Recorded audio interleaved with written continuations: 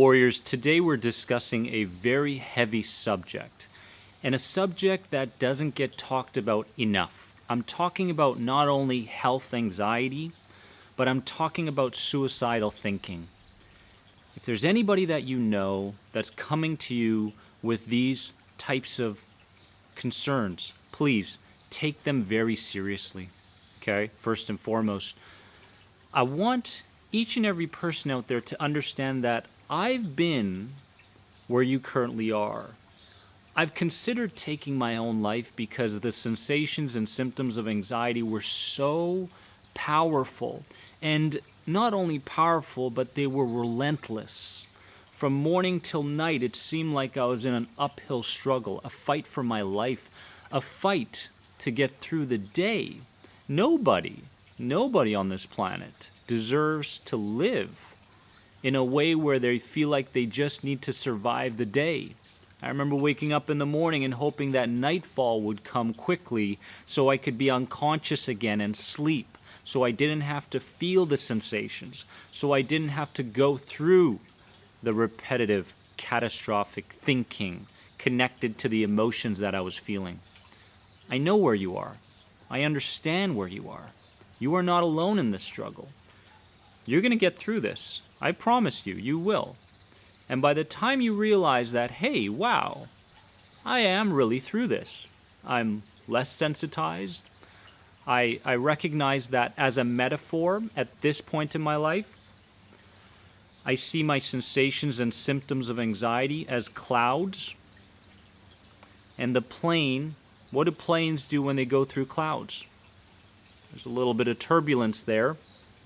But by the time they're through those clouds, the plane is still unscathed. Okay, the plane is undamaged, right? And that is you. To get to a place in your life where you no longer could be bothered by the thoughts that are leading to the sensations that you're feeling on a daily basis. Now, through certain content and strategies, such as the End the Anxiety program, we can get there. Now, let's understand a couple things related to this realm, this plane that you're currently on.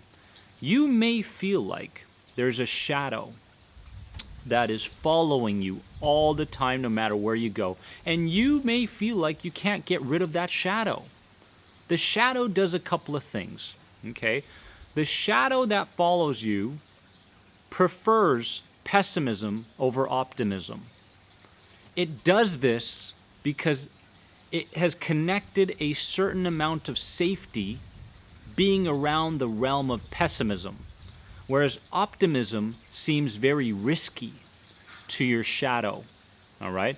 And when I'm talking about your shadow, I'm talking about your subconscious mind body, all right? Your shadow wants to keep you contained where you currently are, with the same environments, the same jobs, hanging around the same people, making the same amount of money, and so on and so forth. Even eating the same foods that you're currently eating.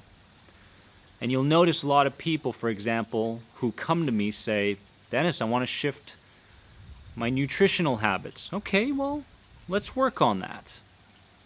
And for a couple days, they'll feel like they're on the right track. But the shadow shows up. And when the shadow shows up, it wants to bring you back into that box that you've been living in for such a long time. Let's also understand that your shadow hates anything new. It hates anything that's new. The idea of traveling, if you haven't traveled for a while, the idea of sitting in the passenger seat of a car scares the crap out of your shadow because it feels like there's a sense of loss in control in that moment. And you'll notice health anxiety suffers. They're trying to control things that they really don't have much control over. And the key to freedom from health anxiety, which is connected to these suicidal ways of thinking, lies within uncertainty. It lies outside of that box that you're currently contained in. The other thing about your shadow is it always focuses on right now. You may get this little jolt within you that says, man, when I overcome health anxiety and all these other disorders, whatever, these thoughts and such, life is going to be grand. I'm going to enjoy my kids. I'm going to enjoy my wife. I'm going to enjoy my husband. I'm going to enjoy nature. I'm going to actually put to practice all these things that people are telling me to do and to recognize in my life. That would be wonderful. Then your shadow creeps in and it says, no, don't think so. What's going on right now, you're in a certain environment which we've attached and associated to being dangerous. And therefore, because it's dangerous, you've got three options. You can either run from it, you can fight back, or you can freeze. Now, when we talk about this three-way system, I froze many, many times in these environments. I froze. And when I froze, I didn't know what to say. I didn't know how to act. And it wasn't like my heartbeat was racing really, really hard. You know, it was almost like it was going really, really slow. But there was confusion. There was bewilderment. You ask yourself, are you more of a fighter, a fleer, or a freezer? Right? You could be any one of the three or a combination of all three. So your shadow that is spewing these irrational ways of thinking and is placing these ideas in your head are all based around one thing: safety. Safety over happiness. Your shadow wants to keep you safe and contained. And the moment you start to think about things that make you happy, it brings you right back into things that are going to keep you safe. So here's what I want to do today. I want to urge you, as someone who's going through the sensitivity of experiencing symptoms of anxiety, of experiencing reflexive and repetitive thinking patterns that are so irrational and delusional. And you'll notice all these people around you are telling you to give up those ideas and to go learn to relax and to figure out how to calm yourself, and this is not you, and so forth. I want you to understand today that the baby steps that you take moving forward to defy the very things that your shadow is telling you to think, to believe, to do, to imagine, to defy your shadow means to live in freedom. And to live in freedom means to bypass those thinking patterns, the thinking style that you've adopted, my friends. I believe in you.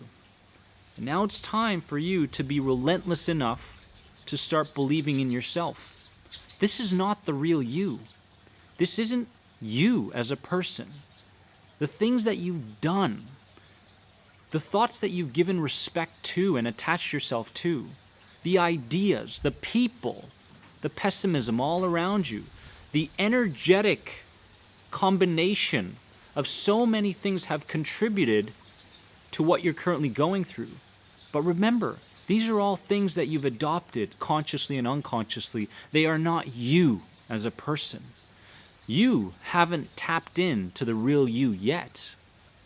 The real you understands that you are a plane. And as that plane goes through those challenges, those clouds, it understands that there will be turbulence. And if that turbulence is to show up, that's fine. I'll go through that turbulence, knowing the way I need to think about this particular moment. Everything lies within your perspective and your perceptions over things. If you can get to a place where you begin to perceive the things that are causing you to feel sensitized in a different manner, to take off the current lenses that you're wearing and put on new ones, my friends, your freedom lies there. Tap into it starting today. I promise you, I'll be behind you 100%. I love you all so much. You are more than anxiety. Subscribe to my channel, hit the bell for all the notifications, and if you have any questions on the End the Anxiety program, head to this website right here. Love you all.